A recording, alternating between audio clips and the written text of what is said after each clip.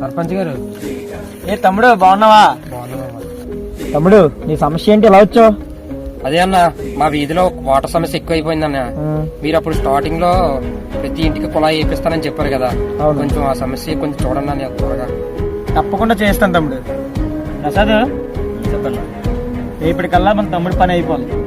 సరే నేను దగ్గర చేస్తాను. ఓకే వెళ్తాం. థ్యాంక్ యూ అన్న. అన్నా నేను ఒకటి అడగాలి. చెప్పు. ముందు వచ్చినోడికి నిధులు లేవని చెప్పావు, సెకండ్ టైం వచ్చినోడికి దగ్గర చేస్తా అన్నావు, ఏంటన్నది? ముందు వచ్చినోడు మనం డబ్బులు ఇస్తేనే కానీ అడుగుతే లేదు, కానీ రెండోసారి వచ్చినోడు అయితే మనం డబ్బులు ఇచ్చినా సరే నాకు డబ్బులు వద్దన్నా, ఊరు మంచి సమస్య అయితే తప్పకుండా తీర్చన్నా అని చెప్పేసి అన్నాడు.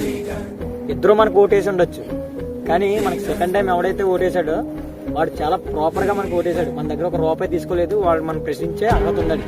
అందుకని